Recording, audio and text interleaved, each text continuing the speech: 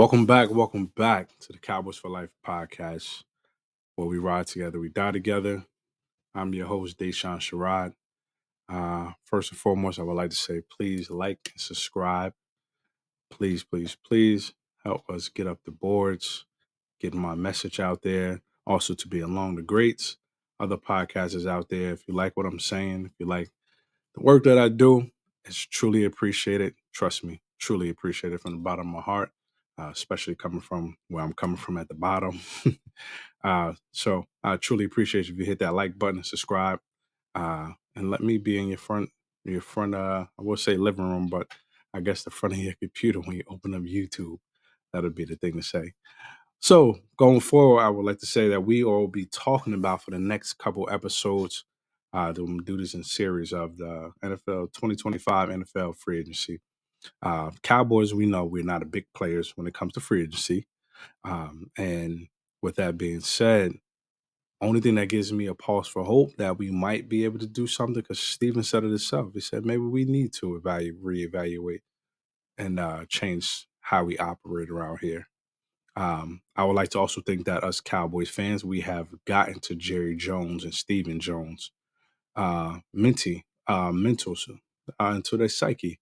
And the reason I say that is because if you look at Schottenheimer's opening press conference of him being the head coach, Jerry Jones opened the press conference aggressively. It was more so to the fans and the media for all the criticism that he's been receiving, and rightfully so, that he deserved. So I would like to say that our words didn't fall on deaf ears. At least I hope. I'm not gonna get my panties in a bunch, get all excited. Not happening because I'm not worried about that. I'm not gonna waste my time and energy getting excited thinking they're going about to sign about six free agents, big key free agents. Not happening. So that being said, we're going to start off with the NFL's top 25 free agents that'll be available, and also Cowboy plays. I mean, not Cowboy plays, but NFL plays that may be leaked to the Cowboys. And I think I'm gonna touch on about four of them very quickly today. We're gonna do this in series as I mentioned before. So first, we're going to start off with T. Well, we can't start with T. Higgins. T. Higgins got the franchise tag hit on him yesterday, so the Bengals ain't playing. I already knew that was a long stretch. Guy's still good. I don't watch too much Cincinnati. All the highlights that are played are of Jamar Chase. So I can't really say I was rooting for T. Higgins because I haven't really seen him ball out or be that guy over there. So um, I'm guessing he is because they got him ranked number one. So then we have Trey Smith, Chiefs guard. My thing about this, that we not just watch the Super Bowl. I still got a bad taste in my mouth from the Super Bowl.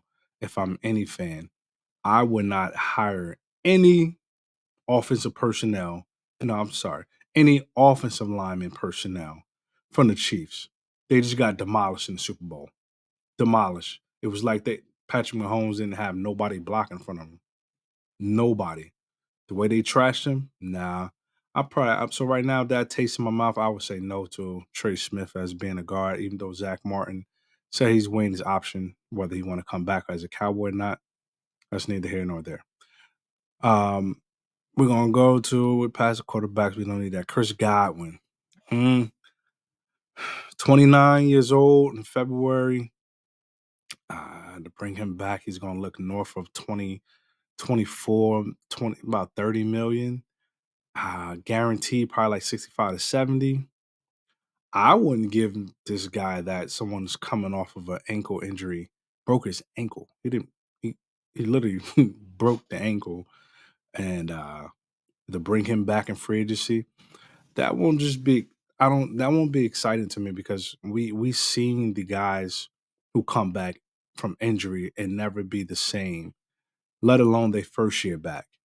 Michael Gallup, Trey Diggs, uh, yeah, man, the list goes on and on. Miles Austin with that was hamstring. I don't think he tore an ACL. I'm just trying to think of people. Let me just think of people. You get the point. People come back from ACL injuries. I don't care how. much technology there is. If you ain't Adrian Peterson, because he came back and balled the hell out. If you ain't Adrian Peterson, I don't even want to hear it. It's gonna take some time for you to heal and get back to your old playing ways. So I'm not willing to take my risk on Chris Godwin, especially on someone. I mean, you might catch him on a cheat because he's coming off an injury, you know. But I wouldn't risk it. I would not risk it for him to mate up with CD Lamb. Zach Bond. I have my back and I go back and forth, more so on the fence of saying no. This guy was he was I mean, to be honest, he was pretty much, Wait a minute. Who are you? think about it. Before he got on the Super Bowl run, where was he prior to this? Did we hear anything about a Zach Bond? No. He was going team, he was jumping from team to team, and he was at best a second string linebacker. I just think he got caught up in a great situation with Philly when you had that front office and line the way that they had it, and your D backs, DBs. He had a great situation that he was in. So all he had to do was a one-on-one tackle because he was taking up his front four was taking up the offensive lineman. Nobody could ever reach him. So I would say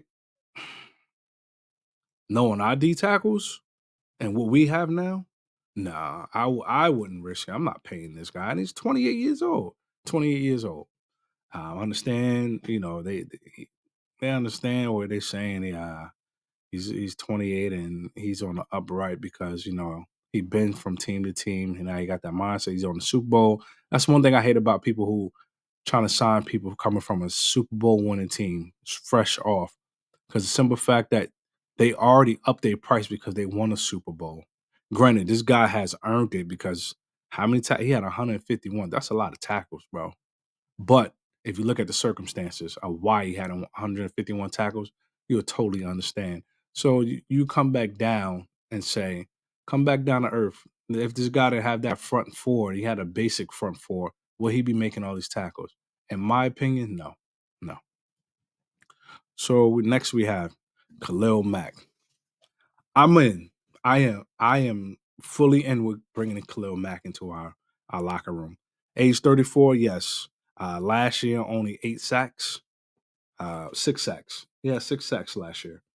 And with that being said, if you go look at his 2023 tape, dude has 17 sacks. I could see last year he had 8 sacks, 9 sacks. I'd be like, nah. I mean, he's still got some juice in the tank. And what I think it is with Khalil Mack is his situation is a little different because I think he plays off pure passion and his environment. So if you briefly just go look at Khalil Mack's stats right here. So if you look in the sack column last year, he had 6, then he had 17, the Chargers 8. And when you look when he was with the Bears, he killed it with the Raiders his second year. Uh, yeah, 15, then 11, 10, 12. Those are the Bears, but that's when the Bears had a whole all around defense. I don't think he was really excited. Of course, he wasn't on the back end of the Bears contract. He wasn't on the side. That's why you see these low numbers because he had no help around him. They was triple teaming him. And then you think about the Chargers. The Chargers. I mean, you had Bosa on the other side. Bosa's always hurt and they wasn't really playing for nothing. They was losing. They was losing. They was not doing their thing. So, like I said, with that resurgence of 17 sacks last year, that goes to show a lot that you still got something in the tank. I would definitely, if we don't land a Miles Garrett, I would definitely be all in for a Khalil Mack, especially for leadership and probably, bring your boy Micah down a little bit and just humble him. I guess that I replace D Law, even though I still want D Law on this team. But let's hurry up and get through this. Nick Bolton to be our next player. Nick Bolton. He's my number 2. He's my number 2 linebacker. I would definitely sign Nick Bolton right away. That'd be probably my first signing. Between that and defensive tackle, even though I don't see no right away defensive tackles that I need to be signing. No, nobody comes to mind. But Nick Bolton, I would definitely sign Nick Bolton, make him my my linebacker number 1. I think he'd definitely be a game changer from day one. My number one is, I guess you have to wait and see what my number one linebacker is. I'll let you know that one. But I don't need cornerback. Nah, I mean Byron Murphy. Nah, I'd probably rather still stick with Jordan Lewis. Josh Sweat. Josh Sweat is he's 27, still fairly young. I just remember playing Josh Sweat as a Cowboy. He had his he had his moments, but it wasn't like it's something where we look on that side like, yo, we gotta shut Sweat down.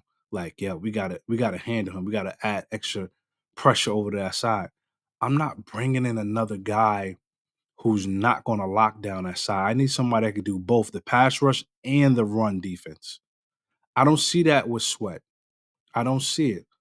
All I see is a skinny neck guy, tall guy who waits for his moment to get his sacks with a tight little choke around his neck. It's a little weird, but that's okay because David Irving was weird as hell too. But that's cool. But besides that, I don't see Josh Sweat being this guy that I'm about to go out here and pay some 30, 40. What are you possibly going to make? It doesn't say here.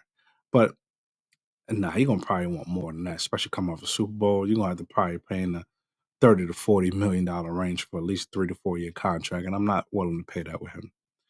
So for our last one for the day is Travarius Ward. I would definitely bring him in, at least for a cup, as they would say, cup of coffee. I don't drink coffee. I'm a tea guy, so I would definitely bring him in for a cup of tea. See what he's talking about. I know he wants to start his career over, especially in RIP to his daughter that he lost during the season due to heart condition issues. That's got to be devastating. The dude still came back and played the rest of the season. That's a lot. That says a lot about an individual. He'd be 28 when the season starts. I'm fine with that because we don't have no idea what's going to happen with Trayvon Diggs. So, with that being said, y'all gotta stick around for part two. I'll be updating you guys with some more free agent signings. You see one of them right here, and I'm gonna let you know how I really feel about this guy right here. Stay tuned. Talk to you soon. We ride together. We die together.